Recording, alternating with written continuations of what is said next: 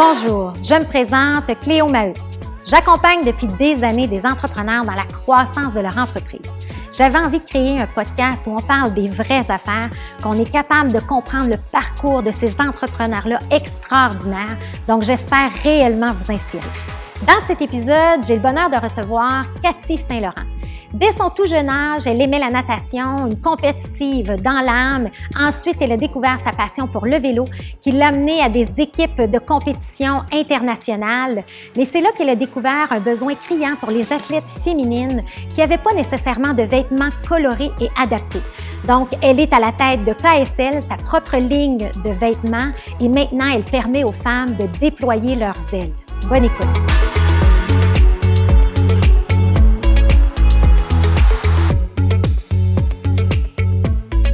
Bienvenue, Cathy Saint-Laurent. Un honneur pour moi de te recevoir à ce podcast Histoire d'hypercroissance. On a plein de choses à jaser, donc bienvenue. Merci de l'invitation. T'es vraiment extraordinaire.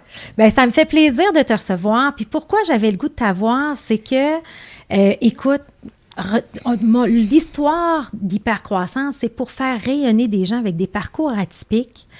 Mais toi, ton parcours, je le trouve grandiose, je le trouve inspirant et j'avais le goût qu'on partage ça ensemble, puis qu'on apprenne à te découvrir. Et la façon dont je fais ça, c'est très simple. Je te demande d'où ça part, Cathy, d'où elle vient, c'est quoi son enfance. Fait qu'on va faire ton histoire ensemble puis je vais te poser des questions au fur et à mesure. Ah, t'es vraiment ça? Tu veux t'embarquer là-dedans? Oui! OK! Non, mais tu viens d'où? Tu viens-tu d'une famille d'entrepreneurs? Je veux apprendre à te connaître encore plus. Je viens d'où?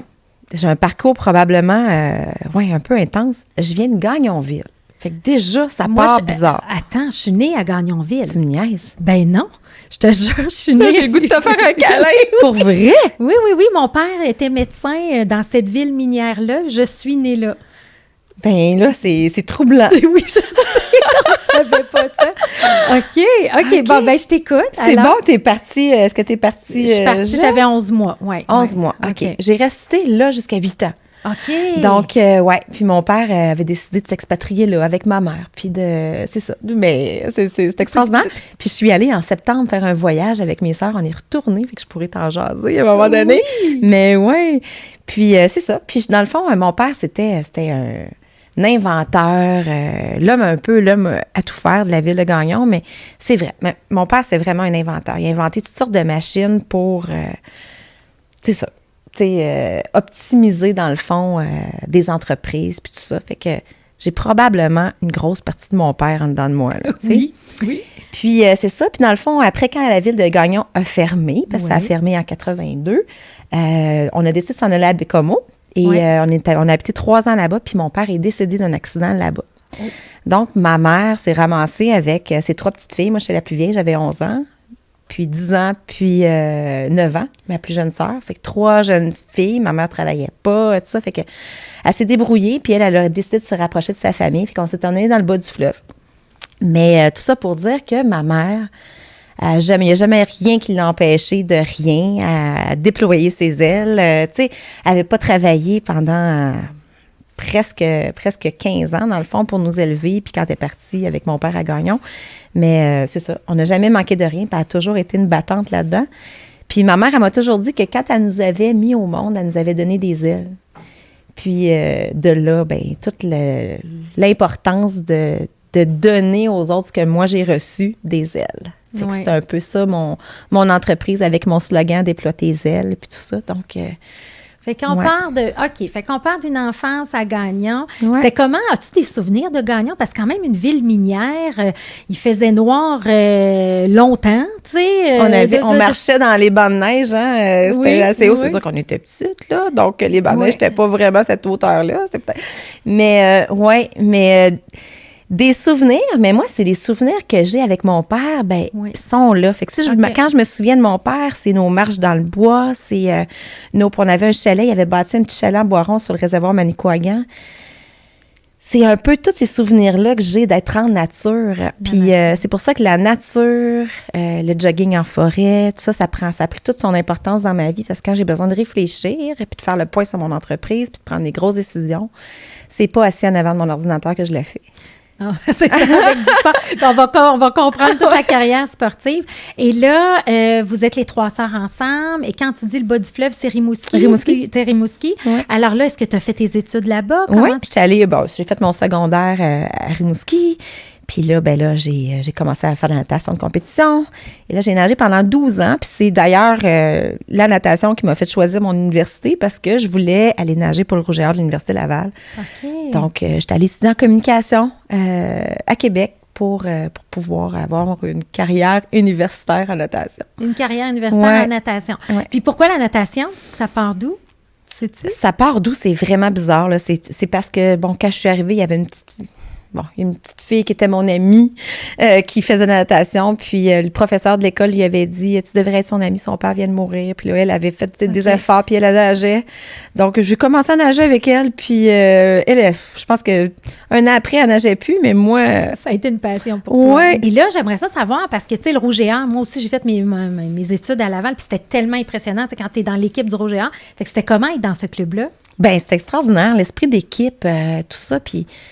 C'est ça. J'aime ça. Je suis une fille qui... tu sais, c'est sûr que j'ai probablement pas les mêmes histoires d'université que d'autres mondes. Tu sais, on était plus sérieux, puis tout ça. Puis moi, à 5 heures, j'étais dans l'eau le matin, puis c'est ça. J'aimais ça. Ouais, j'aimais ça. Puis là, t'étais 2 ans, mais t'as décidé de changer. Oui, 2 ans dans le Rouge et Or, puis à l'Université Laval, mais j'ai décidé de faire une 3e année universitaire en France, à Grenoble. Et là, ben, je voulais revenir puis faire les essais olympiques pour Barcelone dans ce temps-là. Problème, la piscine à Grenoble était vitrée. Puis qu'est-ce que je voyais? Bien, les montagnes. Alors, j'étais plus capable. Puis c'est dur, l'entraînement de natation. Oui. Puis des fois, je savais pas, tu sais, est-ce que je suis en lien avec ce que je dois vraiment faire ou ma place est ailleurs? Puis là, je me posais cette question-là. OK. Et un matin, je me souviens, je mettais des lunettes foncées parce que je pleurais. Je voulais pas que le monde... Parce que j'étais pas sûre de mon alignement. OK. Puis mon coach, Frédéric, je me souviens qu'il m'avait dit, Cathy, il dit, faut jamais avoir de regrets dans la vie. Va l'essayer, puis go, avant d'avoir des regrets. Et ce matin-là, j'étais allée m'acheter un vélo. OK. Et je suis partie la même journée pour aller explorer. Et j'ai croisé un groupe de 500... en tout cas, peu importe, 200 cyclistes peut-être, qui partaient faire 500 km de vélo dans les Alpes en 3 jours. Wow. Puis je suis revenue après 3 jours. Je suis restée avec eux autres. T'es-tu sérieux? Oui. Puis c'est à ce moment-là, là, je me suis vue dans le miroir en revenant de ce périple-là. Puis je pense que c'était la première fois que j'avais un vrai sentiment de fierté en me regardant dans le miroir. OK. Puis c'est ça, j'avais trouvé ma place, le vélo, la liberté que ça m'apportait, tout ça, c'était vraiment... quand je suis revenue au Québec, j'ai annoncé à mon coach, il m'attendait pour faire les essais olympiques, puis j'ai annoncé à mon coach que ça faisait plusieurs mois que j'avais pas mis pied dans une piscine, puis... Et là, c'est là que je suis allée voir un coach, Guy Thibault, je me souviens que lui qui prônait, il écrit beaucoup de livres sur l'entraînement par intervalle, puis tout ça, puis je suis allée voir Guy, puis j'ai dit, moi, je vais aller aux Olympiques en bicycle. Puis il m'a dit, est-ce que tu as déjà fait une course de vélo? Je dis non, mais je sais que je suis capable. Puis il a accepté de m'entraîner. Wow. Puis là, j'ai tout fait, c'est ça. J'ai tout laissé tomber. En fait, pendant quelques années, après être revenue de Grenoble, je suis embarquée sur le marché du travail et tout. J'étais représentante pharmaceutique. Puis, c'est ça. Puis, j'ai décidé, là, à un moment donné, j'ai dit non, je consacre tout au vélo. Je veux réaliser mon rêve olympique. Et j'ai tout laissé tomber. Je suis partie avec plus rien. J'ai traversé les douanes en jetant mes clés, tout ce qui me restait de clés aux douanes, aux poubelles, parce que j'avais plus rien derrière moi, puis je voulais tout faire pour réaliser mon rêve. Mais là, on va vite dans l'histoire. Attends une minute, là, c'est impressionnant, là, ça, là, mais je veux comprendre, là, tu sais, quand tu parles du rêve olympique, est-ce que tu as eu toujours ça depuis ta jeune enfance ou c'est d'où ça vient? Je pense que oui. Je me souviens, là, d'être à Bécomo, justement, dans la petite montagne en arrière de chez nous, puis de m'amuser à descendre en train de sauvage, debout, en m'imaginant que j'étais en train de descendre une montagne en snowboard, puis lever les mains au fil d'arrivée pour dire que j'avais gagné. Fait qu'il y a quelque chose, là. Puis mon vieux 10 vitesses, là, je le tapais pour mettre de la couleur, pour m'imaginer que je faisais le Tour de France. Je sais même pas pourquoi, parce que je pense même pas que mes parents m'avaient déjà dit c'était quoi le Tour de France, mais je sais pas. Il y avait quelque chose en dedans de moi que... Je sais pas. Il y avait quelque chose qui t'a fait ça. Okay, c'était vraiment un désir d'aller jusqu'au bout de ce que je suis capable de faire, puis de Je sais pas. C'était dans le sport. Puis est-ce que tu es une famille, tes sœurs sont-tu autant sportives que tout. toi? Non. Pas du tout. Fait qu'il y a toi qui avais cette drive-là, qui a toujours été innée, puis tu te rappelles de ça dans ton enfance. Mes sœurs sont sportives, là. Ma mère, elle marche encore. Je pense qu'elle marche un 10 km par jour, là. Oui. Elle est vraiment sportive, active, mais il n'y a jamais personne qui a fait de compétition ou quoi que ce soit. Mais toi, ça t'intéressait, puis tu voulais ça, le rouge et or, après les Olympiques? Oui, moi, c'était ça. Je me posais même pas de questions. C'était un plan clair et défini. OK. Puis là, dans le fond, comment ça a été, tu sais, parce que, tu sais, il y a tout le temps, tu sais, tu es une fille, justement, tu sais, une fille de défi, une fille de challenge, t'aimes ça. Mais quand tu es revenue, puis tu as annoncé à ton entraîneur, tu sais, de dire, regarde, je laisse de côté la natation, puis je suis ma passion, qui est tu sais, est-ce que tu t'as senti ça comme un échec? Comment tu l'as vécu? Pas du tout, parce que le vélo, là, je sentais tout d'un coup, là, parce que quand j'ai décidé de justement, je voyais de quoi j'étais capable en vélo. Puis je me suis dit, c'est ça, être bonne dans quelque chose. Okay. C'était facile pour moi, le vélo. C'était facile. Puis, tu sais, un an après avoir tout laissé tomber pour faire du vélo, là, alors que personne croyait en moi, là, à part mon coach qui faisait semblant peut-être de croire en moi, parce que je ne sais pas jusqu'à quel point, il ne m'avait pas vraiment vu sur un vélo. J'étais championne canadienne. Oui. Fait que j'avais réussi, dans le fond. Là, t'as quel âge, championne canadienne? T'es rendue à quel âge? J'avais quoi, 25 ans? 23, entre 23 et 25. Puis t'as commencé réellement le vélo combien de temps avant? Moins d'un an. Moins d'un an? Oui. OK. Fait que là, t'avais un talent, là. T'as un talent inné, là. J'avais probablement une capacité cardiovasculaire qui m'avait été, léguée probablement par mes parents, mais aussi qui avait réussi à grandir à cause de la natation, puis des années d'entraînement que j'avais. Donc là, c'est ça, j'arrivais sur un vélo, puis avec toute ma bonne humeur, parce qu'enfin, j'étais libre, j'étais plus dans une piscine. C'est vrai qu'il y a une notion de liberté. C'est la liberté, puis moi, j'arrivais dans des courses de vélo, puis j'avais le goût de jaser, puis de faire des courses de groupe. J'y allais avec toute une naïveté, mais j'avais du fun. Puis c'est ça, je pense, qui faisait la différence, puis qui faisait que j'avais le goût de gagner des courses, puis de... Fait que tu dédies à temps plein. Puis là, juste, moi, je connais pas ça. Là. Moi, c'est ça. Moi, je suis une sportive sociale. Là. Moi, j'ai pas... Mais une vraie... Mais c'est quoi un entraînement pour toi de dire, en un an, tu deviens championne canadienne? Ça a l'air de quoi, ton horaire? Bien, moi, je suis déménagée en Europe. J'étais allée m'entraîner à Limoux avec l'équipe nationale canadienne, puis l'équipe australienne aussi. En tout cas, bref. L'équipe australienne s'entraînait en Italie, puis je suis allée les rejoindre souvent des semaines. En tout cas, bref. Puis c'est ça. Dans le fond, on faisait des courses en Europe. On faisait beaucoup des courses de maîtres là-bas parce que c'était un peu de notre calibre. Fait que j'apprenais à me tenir dans un peloton, puis on faisait des heures et des heures de selle par jour, là. Ouais. J'ai même entendu que dans ces années-là, tu t'es 20 000 kilomètres. Il y a une année, là, qu'on a fait plus que j'ai fait plus que 20 000 kilomètres de vélo. De vélo. Ça n'avait pas de sens. Wow. On fait même...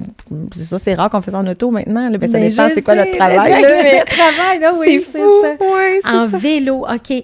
Puis, mais tu sais, parce que là, tu as été sérieuse à l'université, tu étais dans le rouge et or, tu s'en vas. Et là, tu embarques dans le vélo, tu es hyper focus aussi, là, tu sais. Mais toi, tu t'amuses là-dedans. Ben oui, tu es sur ton X, tu as du plaisir. À l'université, Laval, dans le rouge et or, j'étais sérieuse, là, mais j'avais du fun. Ouais. Pour moi, c'était pas un... Ah non, c'était pas un compromis de faire ça. C'était mon alignement. Ça fait partie de ta nature. Oui, c'est ça. Parce qu'il y a des gens qui disent souvent aux athlètes, hey, t'en fais des sacrifices. Oui. Mais la plupart des athlètes, on voit pas ça comme un sacrifice. De prendre du vin à tous les soirs puis de partir sur une dérape, ce serait ça un sacrifice. Oui, je comprends. Tu sais, des fois, c'est ça. C'est ça. Quand tu es enligné, c'est de ne pas être enligné qui est un sacrifice. Tu as raison. Oui. En fait, c'est que tu mets de côté ton plein potentiel puis toutes les conséquences peut-être. Puis là, tu vis les conséquences au lieu de vivre ta vie pleinement comme tu l'as fait. Alors là, tu es dans l'équipe nationale. Tu gagnes, après un an, tu gagnes les championnats. Puis tu devais être dans les seuls à avoir commencé il y a un an. Ah non, c'est sûr. Tu sais, c'était comme une bébite rare, là. Non, oui, c'est sûr. Puis là, tu sais, ça, fallait que je fasse accepter aux gens que, tu sais, ça. Non, c'est sûr. J'étais la petite nouvelle, là. Oui, mais c'est ça. Mais après ça, ben là, j'ai eu plein d'opportunités, tu sais, d'aller faire des courses au Japon, d'aller faire des courses. Tu sais, Et moi, tu étais membre de l'équipe nationale du Canada. Oui, c'est ça. Canada. Avec l'équipe nationale, ils prenaient des athlètes pour faire des projets dans différents pays. Fait que j'ai été capable de faire ça à temps plein pendant 4 ans. Wow. Donc, c'est ça. Fait que pas de blessure, rien? Ah oui, oui. Oui. Ben oui. Tomber en vélo, c'est ça. Ça hypothèque le corps. Mais oui, puis c'est sûr qu'aujourd'hui aussi, là, je peux vivre avec les conséquences de ça, là. Mais c'est pas grave, ça valait la peine. Ouais, j'ai des problèmes avec une hanche là, depuis une couple d'années, puis je sais que c'est à cause de toutes ces années de vélo-là, mais c'est pas grave. Pas grave, tu l'as fait. Je l'ai fait. Tu l'as fait. Fait que là, on fait nos études en communication, on laisse tout de côté, on s'en va faire un 4 ans intensif de vélo. Ouais. C'est ça, un 4 ans intensif de vélo. Puis là, à un moment donné, qu'est-ce qui se passe? Qu'est-ce qui se passe? Je me suis cassé le bassin. Ça, c'est une grosse affaire. Là, à ce moment-là, j'avais plus trop de commanditaires qui me suivaient, tout ça. Bref, je suis quand même revenue après ma fracture du bassin. Puis, j'ai essayé c'est ça, je suis revenue, j'ai réussi en plus de ramasser des points pour le circuit mondial, pour me sélectionner pour les Olympiques. Puis là, j'ai réussi. Mais à un moment donné, c'est ça. À un moment donné, il faut faire un choix. Puis en 2004, c'est ça, je n'avais pas été sélectionnée avec le choix du comité, tout ça. Puis c'était quoi? Bon, est-ce que je me réessaye dans le fond pour un autre 4 ans? Parce qu'un autre 4 ans, c'est beaucoup d'investissement. Mais moi, en dedans de moi, là, mes projets d'affaires, là, c'était bien important aussi. Fait que j'avais le choix. Est-ce que je continue pour un autre 4 ans vélo ou je m'enligne puis là, je fonde mon entreprise? Puis ce qu'il faut comprendre aussi, puis j'ai bien aimé ça quand j'ai travaillé sur la préparation, c'est qu'à un moment donné, tu es très impliqué dans tous ces groupes-là de vélo, puis tu trouves que c'est très masculin. Puis toi, tu as une passion pour le design. Fait que raconte un peu, tu sais, juste pour rattraper l'entreprise. Ta mère, je pense qu'elle était couturière également. Ma mère est encore couturière. Elle vit de ça, ma maman. C'est très drôle. Puis, ouais. Et, en fait, à chaque saison, j'allais en Virginie avec le groupe Centrifuge, mon ami Marc Dufour. Puis lui, quand il savait que je m'en venais, lui, il s'était acheté une machine à coudre. Probablement pour moi quand j'y allais, puis il réglait des trucs aussi. Mais je me suis mis à faire des vêtements, des manchettes, des affaires. Et quand je voyageais en Europe, des fois, je me trouvais une façon d'avoir une machine à coudre selon les places où j'allais et tout ça. Puis, c'est ça. Je me suis mis à faire des manchettes, des affaires pour moi, puis pour des amis. Mais souvent, quand je portais quelque chose et que quelqu'un me disait « c'est donc ben beau, je les aime », je les prenais puis je lui donnais. Donc, ce qui faisait que ce circuit mondial de vélo, il y avait plusieurs filles qui se promenaient avec des manchettes. Parce que dans le temps, c'était juste des manchettes noires, là. Il n'y avait pas de choix. Mais là, moi, je faisais des manchettes colorées, des trucs comme ça. Puis toutes les filles dans le peloton, là, il y en avait plein avec mes manchettes. C'était vraiment drôle. Fait que probablement que tout d'un coup, la mode des manchettes colorées est partie. Probablement que c'est vraiment partie de moi et là que probablement les compagnies ont vu des filles de leur pays avec des la mode est partie là. De mettre ça un peu plus filles. C'est ça, exactement. Puis j'ai tout le temps trouvé que les vêtements en sport étaient pas adaptés. Puis quand j'avais 14 ans, là, je me souviens, là, je me faisais questionner par différents groupes, des focus groups, des affaires pour savoir comment ça, toi, tu fais encore du sport? Comment ça, tu es encore dans le club de natation? Il y a juste des gars. Les filles s'en vont toutes. Après un certain temps, c'est pour ça qu'aujourd'hui, je veux m'impliquer avec Filles actives et tout ça, parce que je trouve tellement que c'est important de valoriser le sport chez les jeunes filles pour que les jeunes filles continuent, parce que on dirait que c'est moins naturel chez la petite fille que chez le garçon. Donc, c'est ça. Et je me disais, crème, si on fait des vêtements de sport qui sont féminins, là, ça peut peut-être passer par là. Fait que déjà, les maillots de vélo, quand j'étais sur mon équipe en Europe, là, c'était pas féminin du tout. Là. Les coupes étaient pas de filles. Là. Les cuissards non plus, c'était pas adapté pour nous. Alors, c'est ça dans ma tête que je partais d'une compagnie avec des vêtements de sport de filles, enfin, tu sais. Là, je suis plus la seule à faire ça, là. Tu sais, c'était une tendance et c'est ça. Non, mais toi, c'est en le vivant. Oui, en le vraiment. vivant comme athlète que tu dis, regarde, il y a un besoin, puis tu avais déjà cette passion-là, probablement d'avoir vu ta mère faire de la couture, des choses, tu étais à l'aise avec ça, tu te dis, regarde, je vais au secondaire, je faisais mes vêtements, là. OK. Oui, puis ce que je faisais avec mes sœurs, ma mère, tout ça, ma sœur Jodie, elle est bonne à voir en 3D, pour les patrons, tout ça, elle est super bonne. Cybelle, bref, ce que je fais aujourd'hui dans ma business, là, c'est tellement ce que je faisais à la maison avec mes 2 sœurs puis ma mère. Puis ma mère, j'ai crié « Maman, viens le finir pour la finition. » Moi, j'étais bonne pour les idées, tout ça, mais le coup de moi-même, j'haïssais ça. Fait que, tu sais, en fait, je supervisais ma famille à faire mon linge. C'était pas mal ça, là, mon adolescence. Mais tu sais, c'est drôle pareil. Tu sais, c'est ça que je suis aujourd'hui. Là. Ben oui, c'est ça. Puis l'implication encore de la famille dans la business? Ben oui, mes 2 sœurs travaillent avec moi. Ah, ben c'est donc belle fun. Oui, mais ça, quand j'ai parti mon entreprise, puis mon objectif, là, tu sais, bon, mon papa, je t'expliquais, mon papa, il est décédé jeune.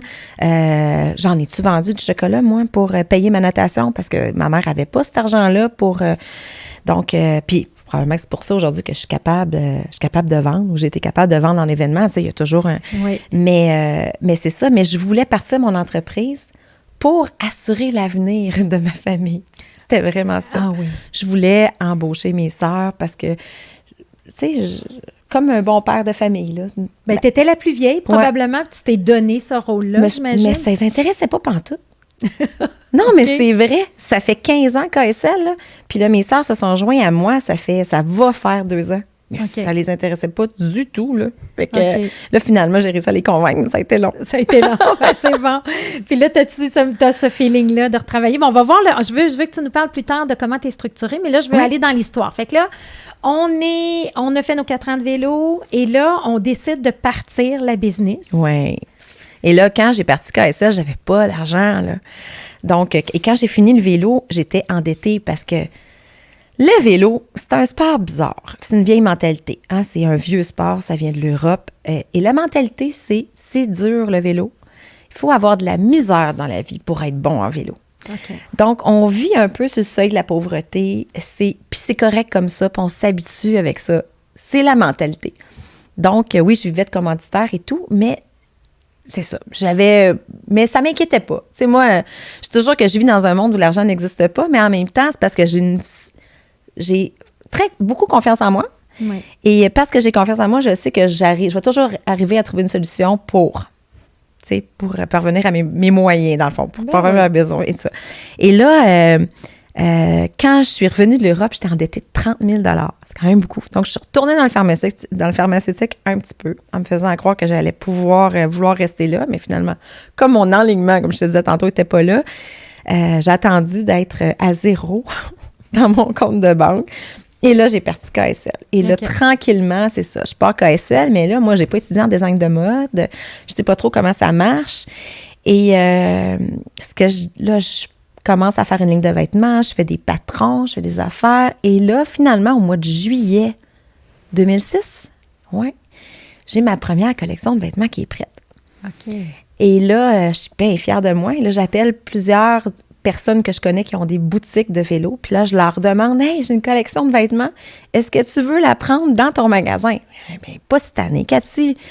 Mars, l'année prochaine, bien peut-être, parce que là, c'est les nouveautés qui rentrent. Mais là, on ne rentre pas de vêtements dans le mois de juillet. On est déjà en train de rentrer les vêtements pour l'hiver, là. Le mois de juillet, bon. Et je dis, bien oui, mais là, je viens d'investir, puis là, je viens de travailler. Tu sais, je viens de travailler pour faire ça. Qu'est-ce que je vais faire avec cette collection de vêtements-là? Il faut que je fasse de quoi? Et là, je me questionne. Puis là, probablement que je suis allée courir, puis tout ça. Puis là, je suis dans un café. Et là, je vois une pub en avant de moi, Coupe Rogers, 1er au 10 août. Et là, j'ai dit, ah ouais. Je dis, mais à partir d'aujourd'hui, mes vêtements de vélo, c'est des vêtements de tennis, puis les poches dans le dos, là, c'est pour mettre les balles. Et là, j'ai trouvé une façon de rentrer à Coupe Rogers. Ça coûtait super cher. Mais la Coupe Rogers, j'ai trouvé un contact. Bref, Sleeman était commanditaire. Et moi, dans ce temps-là, je courais pour les Mardis cyclistes La Chine, pour l'équipe Sleeman. Et là, j'ai réussi à trouver une façon de rentrer à Coupe Rogers sur le dos de ce commanditaire-là. Tu sais. Et finalement, j'ai tout vendu mon linge. Et avec cet argent-là, j'étais capable de faire une autre collection et tout ça. Fait que... Et t'as préparé pour l'année suivante. Oui, bien oui. Mais que ça a déboulé comme ça. Fait que c'est vraiment comme ça. C'est pour ça que chaque année, encore, j'étais à Coupe Rogers. C'est donc bien le fun. C'est le fun, hein? Oui. Ouais. Fait que t'as commencé puis t'as dit, garde, moi, là, il n'y a rien qui m'arrête. Exact. On est rendu là, on fait ça. C'est ça. Et là, premier événement. Et là, mais là, dans tout ça, il y a une maîtrise que t'as faite à un moment donné. Là. Ah oui, mais ça, c'est en faisant du vélo, oui. OK, ouais. C'est ça. Pendant que tu faisais du vélo, tu faisais ta maîtrise. J'ai fait une maîtrise en gestion de projet. Ah, OK. C'est ça, toi. Ben oui. Mais, puis c'était quoi l'intention derrière la maîtrise en gestion de projet? Ça m'intéressait. Je voyais aussi, c'est ça, tu sais, je voyais de plus en plus ce que je voulais faire et tout ça. Je savais que, tu sais, le côté entrepreneurial était important pour moi, fait que... Ouais. Ouais. Puis ça t'a-tu aidé, j'imagine, quand tu pars ta business? Probablement.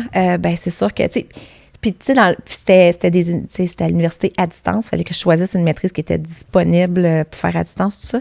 C'est sûr, quand je fais ma gestion de production, quand je fais...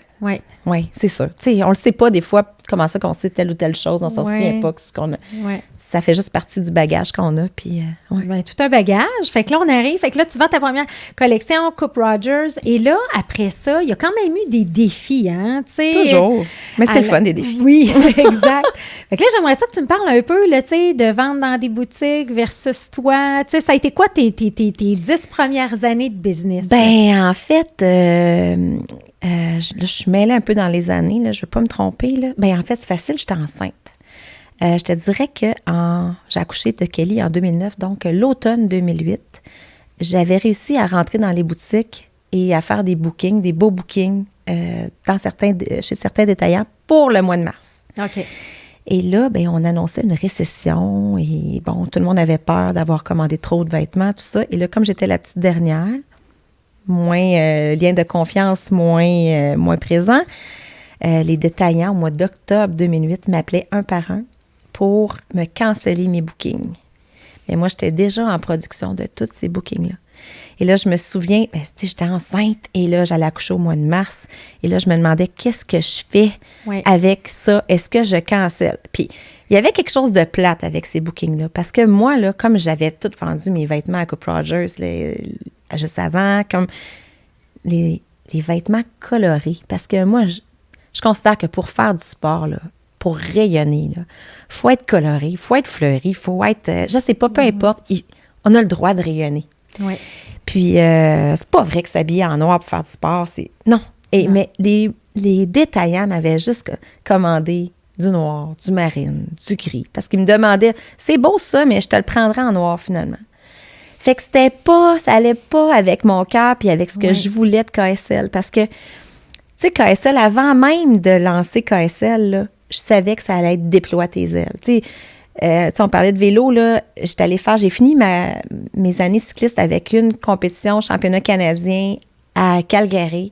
Puis à la fin de la course, j'étais allée monter une montagne à Banff. Puis en haut de la montagne, là, j'avais vraiment décidé, là, puis je me souviens, j'avais pris une photo, les mains comme ça, puis je m'étais dit, OK, c'est déploie tes ailes. Parce que moi, ce que je veux, là, c'est d'encourager les femmes à se réaliser. Puis je veux leur dire que même si elles ont 40 ans, 45 ans, qu'il n'est pas trop tard pour choisir le bon parcours, puis pour s'enligner avec leurs valeurs. Parce que comme moi, j'étais dans le pharmaceutique, puis j'étais bien enlignée pour avoir une carrière dans le pharmaceutique, ben je me suis revirée de bord, puis finalement, ben je suis plus heureuse après avoir vécu tout ce que j'ai vécu, tu sais. Fait que peu importe, c'était ça mon message que je voulais passer. Et là, ça se fait pas dans le noir, ça. Non. Ça marche pas. Déploie tes ailes dans le noir. Déploie tes ailes dans le noir. Non. Là, je fais des petits compromis pour certaines clientes pour leur permettre d'entrer un petit peu, c'est une petite porte d'entrée, puis après ça, je les fais changer complètement. Bien, c'est ça. C'est qu'en fait, tu étais déjà à contre-courant un peu avec comme tu dis, le cycliste, c'est comme c'est de la vieille école, c'est de la vieille... Fait qu'il y avait probablement ce pattern-là. Ouais. Mais toi, tu avais connu l'envie des femmes, tu savais qu'il y avait un potentiel avec tes manchettes et tout ça. Ouais. Et là, tu arrives et tu dis... puis là, tu te rends compte que tu tombes dans une industrie qui est restée peut-être plus traditionnelle, on va dire ça comme ça. Ouais. Alors là, qu'est-ce que tu fais? Mais c'est encore comme ça. Oui. Oui, parce que les détaillants, puis je parle de ça avec des amis représentants qui ont d'autres brands, puis tout ça, puis des fois, ils se disent, ça serait tellement plus fun si les détaillants avaient de l'audace, mais c'est normal, ils veulent être certains de vendre ce qu'ils achètent, tu sais, mais en même temps. Mais bref, moi, je croyais à ça. Je suis certaine que t'en vends du stock, là, hein? Pas mal. Pas mal, hein? Oui. Ça va bien, hein? Oui, mais tu sais, c'est ça. Puis, mais la meilleure décision que j'ai prise, c'était ça. Ben la meilleure, j'en ai pris d'autres, là, mais c'était, je pense que parce que je me faisais canceller mes bookings, j'ai finalement décidé d'ouvrir mes boutiques, mes propres boutiques. Puis là, c'est sûr que, tu sais, la veille de mon accouchement, alors ça, je courais, mais tu sais, je préparais. Je pense que j'ai choisi mon premier local KSL sur la rue Saint-Denis, là. Je pense que Kelly avait quelques jours où je venais d'accoucher, où c'était la veille. En tout cas, c'était vraiment autour de ça. Puis je peinturais les planchers, j'allaitais. J'ai accouché le 14 mars 2009, puis j'ouvrais ma boutique le 1er avril. Wow! Ouais. Puis c'est ça. Fait que dans le fond, j'avais décidé qu'à partir de ce moment-là, j'allais vendre moi-même mes vêtements. Et là, ça amène à combien de boutiques, ça? Ça amène à une boutique, Montréal. Après ça, Banff, Québec, Vancouver. J'ai eu une boutique à Toronto aussi pendant un petit bout de temps. C'est sûr que le marché du détail, c'est quelque chose. Puis, tu sais, en même temps, bon, il y a des employés, des gérantes de boutique que ça prend, puis tout ça, mais c'est pas des carrières. Puis moi, c'est ça qui venait me chercher parce que j'étais toujours en train de recommencer avec mes ressources humaines, d'embaucher du nouveau monde. Mm-hmm. Puis là, je me disais, comment je peux créer des carrières chez KSL? Des carrières, puis des femmes, puis moi, tu sais, je suis monoparentale depuis le début, là. Je me suis séparée, mon deuxième, Jaylan, il y avait quelques mois. Donc, je me disais, je peux encourager des femmes, mais je veux pouvoir les aider pour vrai. Donc, je veux des carrières chez KSL. Qui vont déployer leurs ailes, mais exactement, avec moi, en équipe, puis que c'est ça. Et là, à ce moment-là, ben c'est ça, j'avais mes boutiques, mais juste la gestion de personnel qui partait, passer des entrevues, ça prenait tout mon temps. Et là, je commençais à vendre en ligne, puis là, je voyais le potentiel de ça, mais mon inventaire qui était réparti partout au Canada, là, c'était vraiment compliqué. Fait que je me disais, c'est un ou l'autre. Mm. Puis en même temps, puis là, je me faisais, sérieusement, là, tout le monde me disait que c'est pas possible, là. Tu sais, c'est vraiment... Il n'était pas possible quoi, la vente en ligne? La vente en ligne. Okay. Mais moi, je voyais aussi que les gens se pointaient à ma boutique de Banff, puis ils s'attendaient à me rencontrer personnellement. OK. À Montréal, même affaire. Fait que je pouvais pas être partout. Je me disais, sur le web, je peux être partout. C'est une façon de... Puis, il y a 5 ans, mon Dieu, c'était en quelle année, ça? Il y a 5 ans, 2015? Ça? Bien, c'est 2016? 2017, tu as fait 2017, le 100%. Merci! Je t'ai dit des années, j'étais perdue, là. Non, en 2017, tu as fait le 100% en ligne. C'est ça que j'ai eu. OK, je suis toute mes années. Non, mais 4 ans. C'est ça. Puis, écoute, 4 ans, là, il fallait que tu le... Mais t'as un talent de voir les tendances aussi, là, Cathy. On va se dire les vraies affaires. C'est bien fine. Non, mais sérieusement. Non, mais je me suis tellement... Tu sais, je me souviens, là, il y a tellement de personnes qui m'ont dit, Cathy, tu peux pas gérer ta vie sur les médias sociaux. Tu peux pas vendre du linge sur Facebook. Puis je leur disais, oui, tellement. Ouais. Donc, mais c'est ça, mais... Je sais pas, mais tu sais, on dirait que oui, je le vois. Ça me vient peut-être de mon père, ça, qui inventait des affaires. Oui, qui était, tu sais, l'innovation, d'être capable de... Mais moi, ben oui, c'est sûr, Cathy, là, t'es capable de voir les tendances. Parce que tu savais où je suis dans ma tête en ce moment avec le web. Oui, hein? J'aimerais ça que tu sois capable de... Tu sais, je sais pas si je suis capable d'arriver à ça, mais oui, ben peut-être. Moi, je suis pas inquiète. Ben oui, mais garde, l'innovateur, puis là, tu vas chercher le côté familial, couture, que ça a pris du temps, mais là, on a ça avec les vêtements. Et aujourd'hui, puis là, je veux que tu nous parles aussi de tes vêtements. Là, moi, j'adore ça. Là, puis j'aime Louise Labrec quand elle dit t'es la reine du transformable. Là, je pense qu'elle ne peut pas mieux te décrire par rapport à la proposition de valeur unique de tes vêtements. Ça, on va y revenir. Mais là, dans le fond aussi, puis là, je me rappelle, il y avait tes fameux camions aussi. Là, tu sais, oui, j'ai eu des boutiques mobiles. Ben oui, raconte-moi ça. Mais moi, je suis une fille de monde. Hein? Oui. J'aime ça, rencontrer des gens, puis j'aime rencontrer les clientes. Fait que je me suis promenée en événements. Tu sais, j'ai fait beaucoup d'événements de vélo, tout ça. Mais de partir avec le camion du bonheur et les enfants, parce que, tu sais, en tant que maman monoparentale, c'est ça. Il fallait que les enfants soient de la partie. Fait que oui, remplir mon camion. Puis j'ai un gros trailer aussi, boutique mobile que j'ai laissé des fois à des endroits pour aller autant à Rimouski parce que je trouvais que ça faisait pas de sens d'ouvrir une boutique à Val-d'Or, une boutique à Rimouski. Comme ça, en promenant le camion, ben là, je pouvais donner accès à plein de femmes. Puis en même temps, des contaminés dans le sens par la mission, parce que si j'avais vendu mes vêtements dans une boutique, là, le message n'aurait pas passé. Non. Ça aurait été juste un vêtement parmi d'autres. Tandis que en le vendant moi-même, au départ, ben là, c'est un engagement. Puis c'est ça que je voulais. T'sais. Je dis toujours aux femmes que lorsqu'elles portent du KSL, elles doivent prendre l'engagement de faire un pas vers leur rêve à tous les jours. Puis c'est la symbolique du bijou KSL. T'sais, c'est 3 paires d'ailes, en arrière c'est marqué « Déploie tes ailes ». Puis ça a une belle signification pour plein de femmes. Oui. Puis c'est ça. Fait que ça se transmet par quelque chose, là, ça se transmet sur le site web, je suis capable de le transmettre. Dans mes boutiques, ça se transmettait. Dans mes boutiques, j'avais des murs de rêve où les gens allaient écrire leurs rêves. Puis les filles là, qui travaillaient dans les boutiques, là, je leur disais, c'est pas grave si vous vendez pas. le plus important, là, c'est que vous donniez un crayon à la personne quand elle s'en va, puis il faut absolument qu'elle écrive son rêve sur le mur. Parce qu'après ça, il y a quelque chose qui va se passer dans sa tête. Ouais. Tu sais, fait que c'est ça. Mais moi, je trouve, tu sais, il y a une grosse mode là, de Simon Sinek, puis le fameux « why », puis tu sais, dans le fond, on dit tout le temps, les gens, Simon Sinek dit toujours, les gens n'achètent pas ce que vous faites, mais pourquoi vous le faites. Mais je trouve tellement que tu es l'emblème de ça, Cathy, de dire tu vends beaucoup plus grand que toi. Tu sais, en bout de ligne, c'est des vêtements, mais les gens achètent tout ce qui vient avec, toute l'idée de déployer les ailes, de se sentir importante, de croire en ses rêves. Puis ça, je pense que tu l'as bien réussi, puis il y a peu de gens qui sont capables. Si tu savais tout ce que je vis à tous les jours par rapport à ça, là, tu sais, je te dirais, tu sais, oui, mais il y a tellement de choses que je vois, là, qui... Tu sais, juste, là... Là, je vis quelque chose, là, puis c'est sûr, la rediffusion de ton émission va être un peu plus tard, donc on peut le dire, mais il y a une cliente qui a décidé de faire cadeau d'une veste qu'elle avait à une autre cliente qui cherchait cette veste-là, puis que j'ai pas fait depuis longtemps, puis elle a décidé de lui faire cadeau de cette veste-là parce que son mari est décédé de la même maladie que son garçon, à l'autre femme. Puis... là, je me fais raconter ça et tout ça. Puis là, la personne qui a reçu la veste en cadeau m'a dit, est-ce qu'on peut lui offrir le médaillon? Quelqu'un veille sur toi, tu sais. Et là, tu sais, tu comprends, là? Oui. Puis là, j'ai dit, hey, mais mon Dieu, cette cliente-là, je sais, je pense qu'elle habite proche de Bromont. Je vais aller lui porter en personne. Tu sais, fait que tu sais, des fois, c'est juste de... Comme de la magie, des c'est moments de l'amour, magiques. des moments magiques. Puis dans le groupe de clientes seulement KSL, là, il se passe quelque chose de bien plus grand que... Oui. Les gens se partagent des défis de la vie.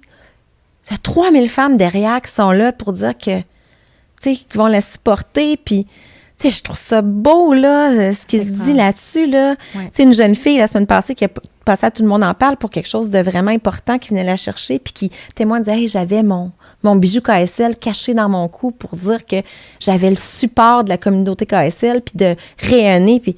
C'est magique. Oui. Qu'est-ce que tu penses? Ça me donne de l'énergie, là. Tu me le racontes, j'en ai des frissons. C'est tellement ça. important, mais c'est ça que je veux. C'est bien plus important que... C'est ça. Fait que là, tout ce parcours-là, de ces années-là, là, tu fais boutique, mais là, à un moment donné, tu prends la dure décision de fermer tes boutiques.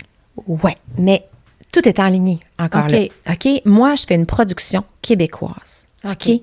J'ai des couturières. Tu sais, bon, c'est pas facile, la production au Québec. Alors que tout le monde fait produire extérieur, Bangladesh, la Chine, nanana. Et là, moi, mon modèle d'affaires que j'étais en train de construire, c'était, je peux pas me rusher, puis rusher toutes mes couturières pour sortir une collection à la fin du mois d'août, là, comme tout le monde fait, là. Venez voir la nouvelle collection automne-hiver ou mars pour toute la collection. Non, parce que moi, je fais pas de travailler du monde. J'exploite pas mes gens. Oui. Et je veux donner du travail à toutes les gens, les femmes KSL, à l'année longue, sans rusher personne.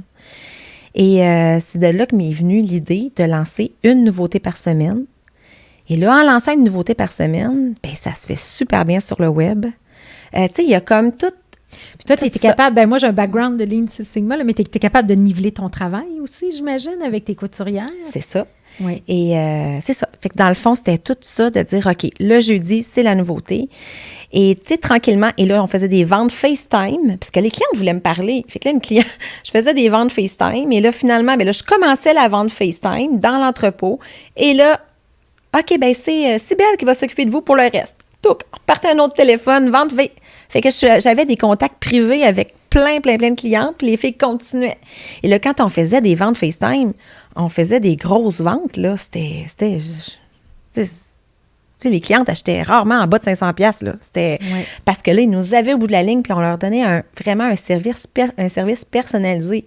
Fait qu'en faisant ça comme ça, puis là, on shippait ou on faisait des paquets, les clients venaient chercher. Tu sais, on s'organisait comme ça. Donc, en 2017, merci pour me ramener dans mes années, j'ai décidé d'acheter une maison avec beaucoup d'espace pour opérer. OK. Et là, tu sais, à place d'être, parce que, tu sais, bon, les enfants reviennent de l'école, là, moi, là, courir à partir de Montréal, qui était mon bureau-chef avant, là, puis me dépêcher de revenir à Bromont pour être à temps pour la garderie, là, non. Alors là, ils prennent l'autobus, puis ils arrivent chez moi, et je suis chez moi. Et si jamais je suis pas là, ben les couturières sont là, puis les filles sont là aussi dans l'entrepôt pour le shipping. Tu sais, il y a comme une zone tampon, là. Oui. Puis c'est parfait. Là, c'est sûr que ça a fait son temps. Là, ça va là. Je suis rendue ailleurs, mais pendant ces années-là, au moins, j'étais capable d'opérer comme ça. Puis, les enfants plus plus bas âge aussi, c'est le fun, puis c'est pratique et tout. Ouais, alors là, tu as ton opération à Bromont. Oui. OK. Puis là, quand tu dis tes couturières et tout, ça ressemble à quoi l'équipe? Bien, mon équipe. Oui. Sérieusement, là, je peux-tu me vanter? Oui. J'ai la meilleure équipe du monde. OK. En ce moment, là, parce que j'ai réussi, parce que ce qui était vraiment important pour moi, c'était de bâtir des carrières, là, j'ai une gang de leaders. On est capable de se dire les vraies affaires. C'est vraiment exceptionnel. Sérieusement, là, là, c'est moi qui ai des frissons, là. Oui. Mon Dieu, que je suis privilégiée avec mon équipe. Puis c'est ça. Puis quand, c'est ça. Puis justement, s'il y a quelqu'un d'autre qui a à se joindre dans l'équipe, ben, tu sais, ça met la barre haute, là. Fait que, tu sais, le processus de sélection, il est vraiment important parce qu'il faut que ça fit. Il n'y a pas personne qui... Mais j'ai toute une gang de fleurs qui tiennent l'entreprise, là, comme ça, au bout de leurs doigts. Qui sont toutes contentes de s'épanouir avec toi. Ah, tellement. À tes côtés. Ah, tellement. Ben, puis entre eux autres. Puis avec le COVID, c'est ça, tu sais. Ben, moi, en fait, quand en 2017, mon modèle d'affaires, c'était du travail à la maison. Okay. Tu sais, mes couturières étaient à la maison, beaucoup. Tout mon service à clientèle, moi, il n'y a pas personne qui est chez nous, là.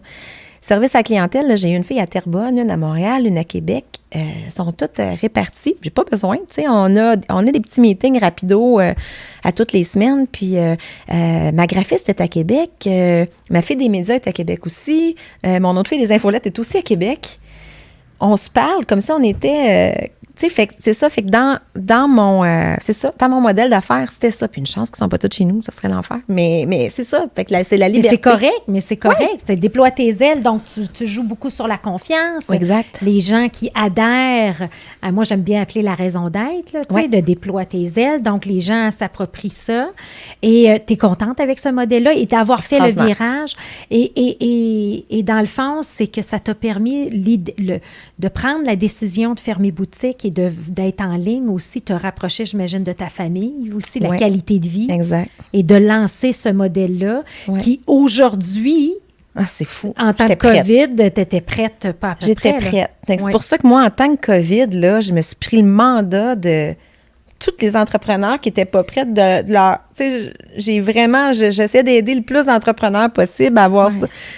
En même temps, moi, je dis toujours que la merde, c'est de l'engrais.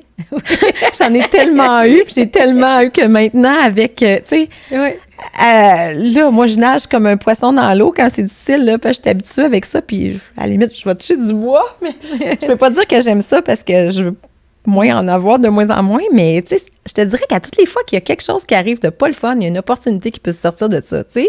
Oui. Fait que c'est de la voir.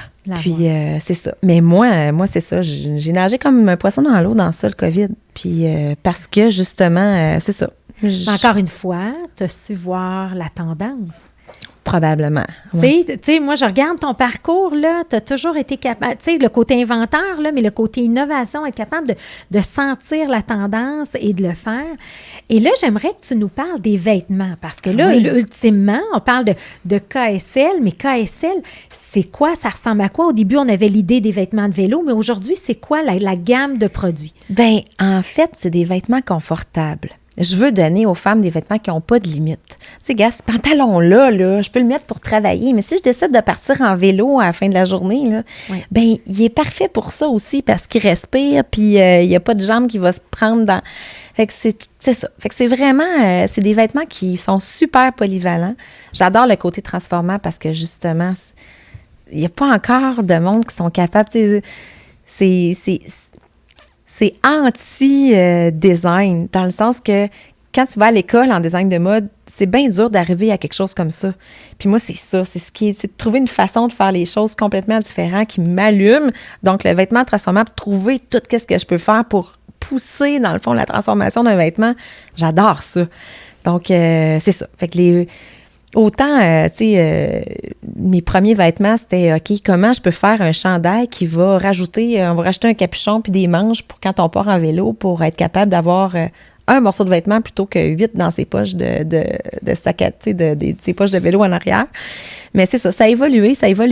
Puis aussi que dans mes voyages de vélo, j'avais une petite valise, là. Je pouvais pas me promener avec une grosse garde-robe. Fait que c'était comme naturel pour moi de trouver, hey, qu'est-ce que je peux faire avec ce vêtement-là qui va faire que je vais avoir un autre look. Oui. Fait que c'est ça. Fait que c'est ça, d'où ça. la reine de la transformation. Là. Mais je pense, c'est quoi? C'est-tu ta robe Marie-Soleil qui se porte de 40 façons? Ah oui, là? c'est pas plus, là, parce que les clientes me surpassent maintenant. Là. Les clientes vont en inventer d'autres et d'autres et d'autres. Donc, c'est bien... Mais donne-moi un exemple concret pour ceux qui...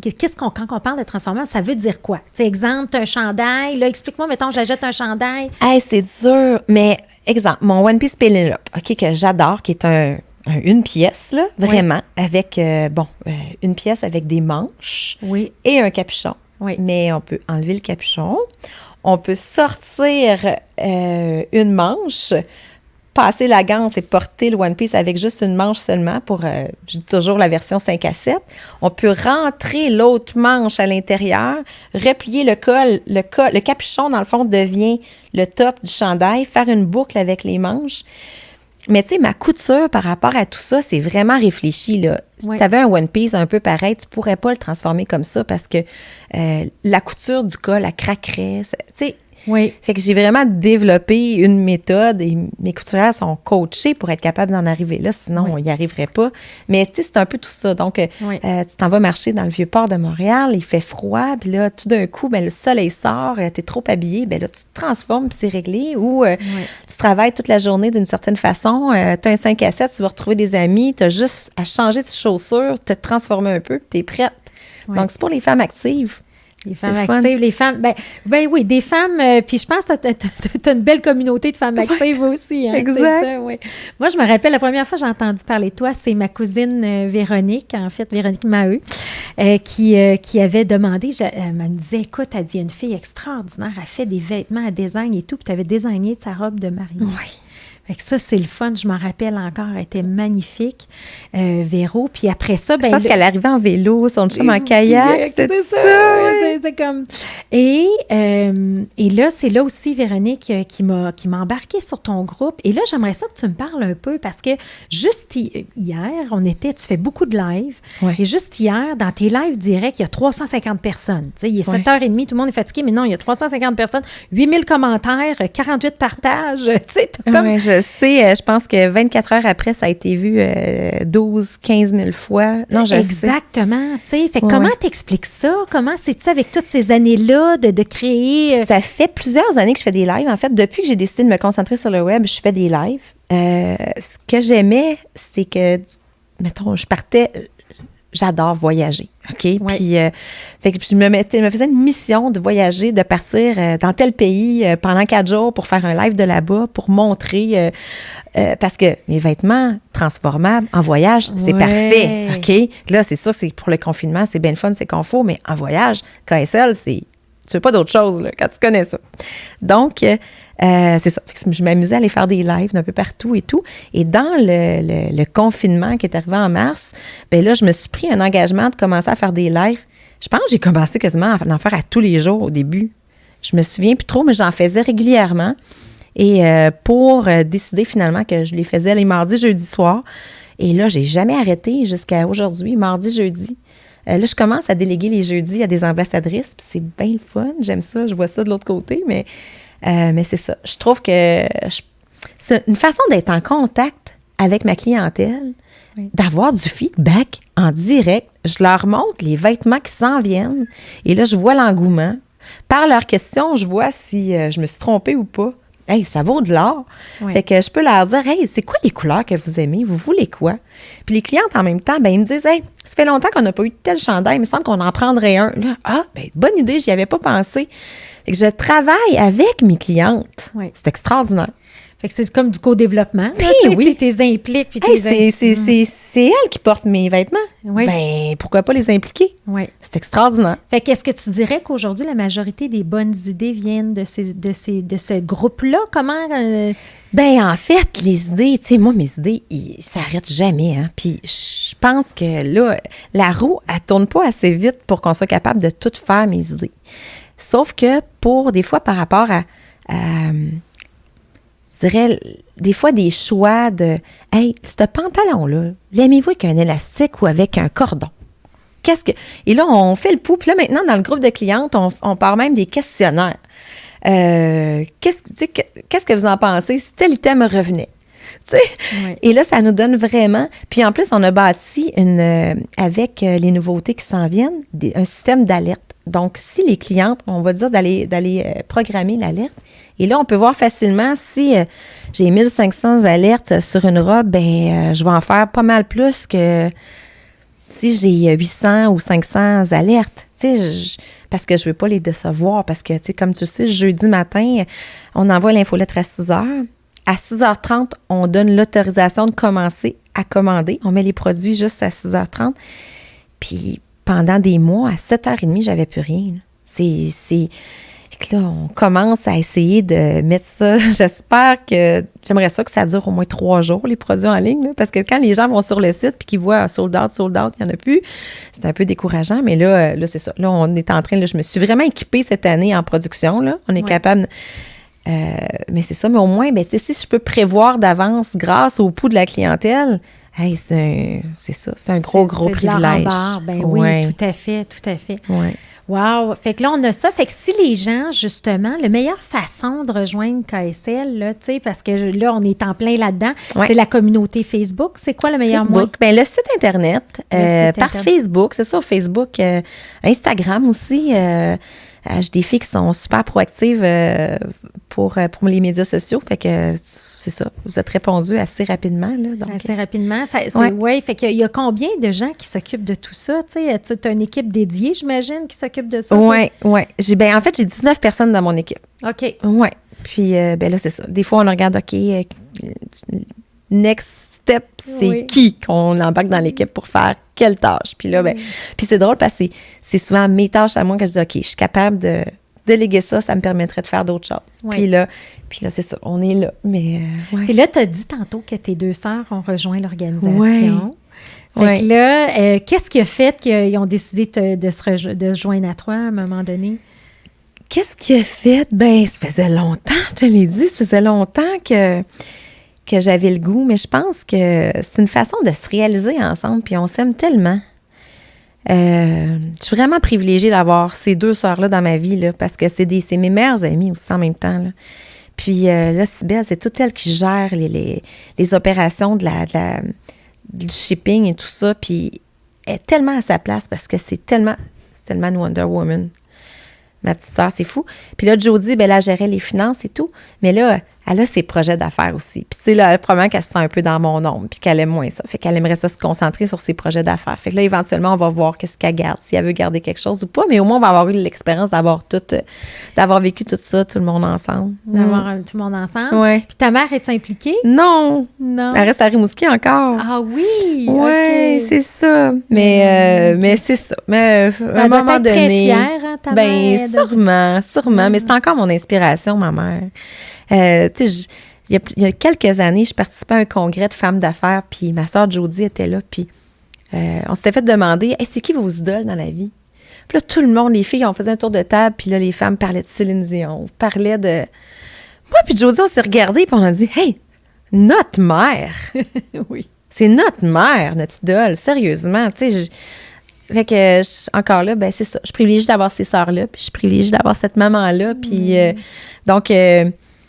c'est ça, tu sais, elle réalise ses rêves, là. Elle a appelé de nous autres un peu, mais c'est ça. À un moment donné, peut-être qu'elle va s'ennuyer assez de tes petits-enfants, qu'elle va vouloir se rapprocher, là. On verra bien, mais... Êtes-vous toutes dans le coin de Bromont? Oui, les filles, oui, mais c'est ça. Ouais. Puis là, dans la tête de Cathy, qui a défoncé des portes, qui a été une athlète olympique, qui ensuite est à la tête de son entreprise, mais qui a créé une communauté extraordinaire, puis qui aime la proximité des gens, c'est quoi le futur? Hey! Tu connais bien Christian Genet, toi aussi, hein? Oui. Christian Genet, qui est un de mes meilleurs amis, on est super... c'est vraiment un entrepreneur que j'adore.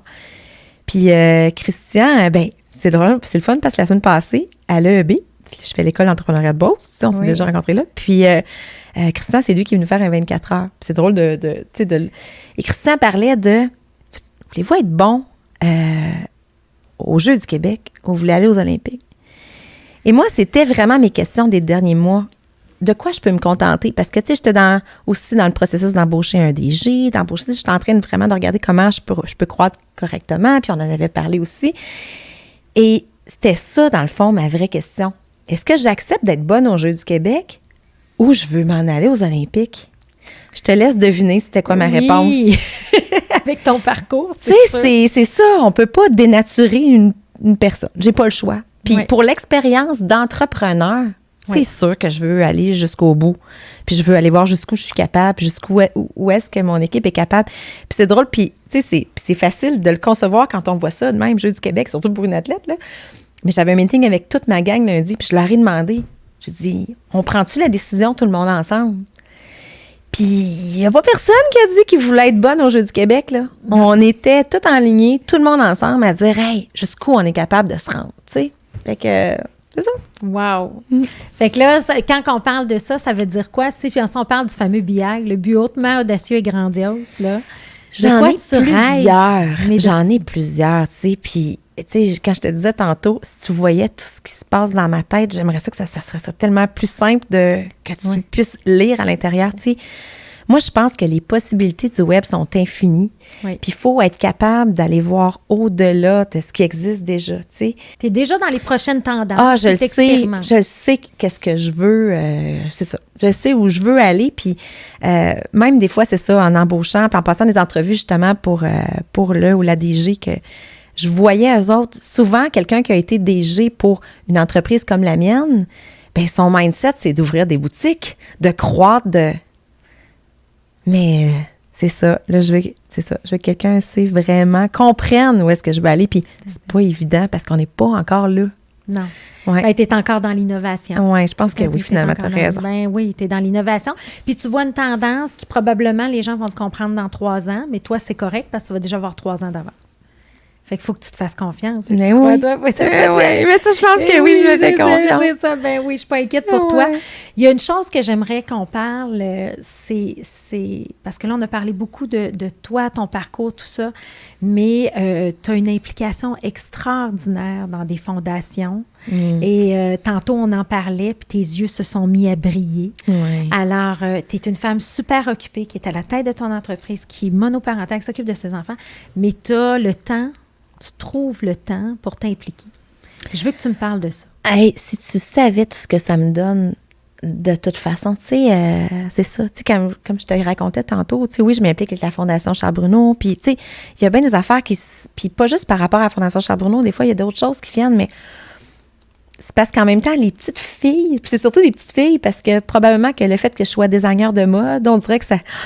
Eux autres, ils ont des étoiles quand ils me regardent, parce que pour eux autres, pour toutes ces petites filles-là, bien, on dirait que c'est comme un monde de possibilités pour elles, parce que toutes les filles aiment ça, porter des robes, Donc, c'est ça. Fait que pour moi, j'ai bâti des belles relations avec des jeunes filles de la Fondation Charles-Bruno, ou, tu sais, je pense même à ma petite Louane, qui est aux Îles-de-la-Madeleine, puis qu'elle avait une transplante. Tu sais, dans le fond, son papa, il a donné un rein, puis je suis passée la voir à l'hôpital, j'ai fait un coucou, elle était toute petite, mais elle m'écrit des messages d'amour, là, puis elle dessine du KSL, puis elle m'envoie elle est toute jeune, là, puis elle m'envoie des photos de ses dessins, puis tout ça, tu sais, puis avec des messages d'amour de fou.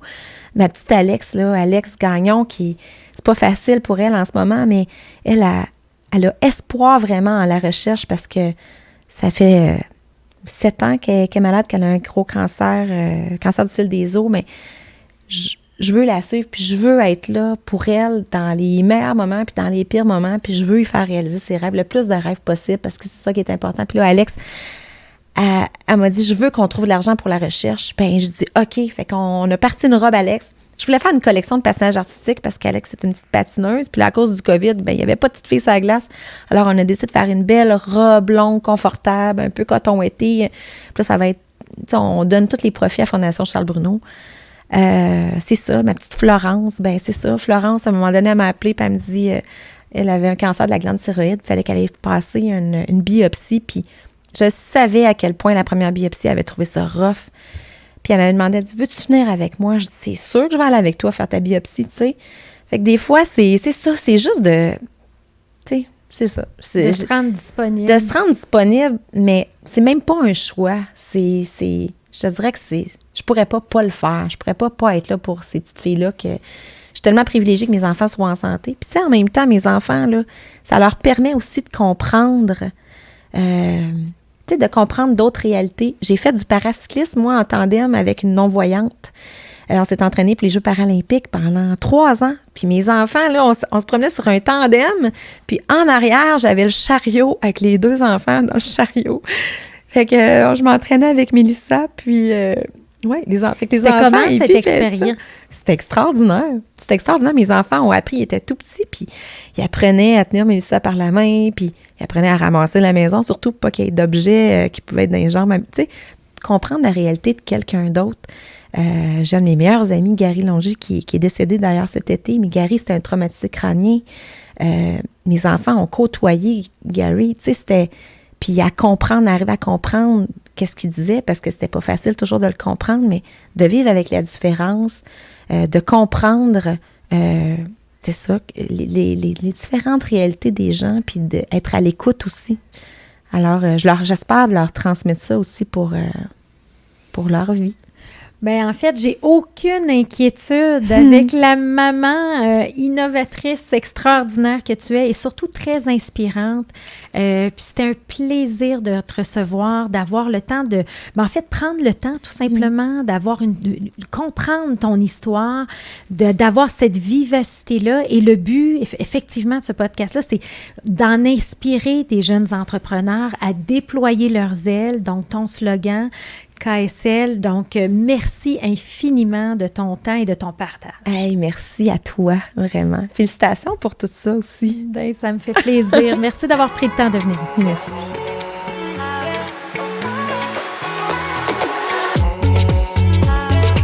À noter que tous les épisodes sont disponibles en format audio sur les principales plateformes de podcast et aussi disponibles en format vidéo sur YouTube. Si ce podcast vous a inspiré, sachez que vous pouvez retrouver tous les outils utilisés par ces entrepreneurs à travers une boîte à outils que j'ai cumulée au fil des années. Tout simplement vous rendre sur hypercroissance.com/outils. Pour en savoir plus sur Hypercroissance, n'hésitez pas à nous suivre sur les réseaux sociaux. On partage une panoplie d'informations, d'articles, d'outils pour vous aider dans votre croissance sur les réseaux sociaux. Et si ce podcast vous a plu, je vous invite à le partager avec quelqu'un à qui ça pourrait être utile.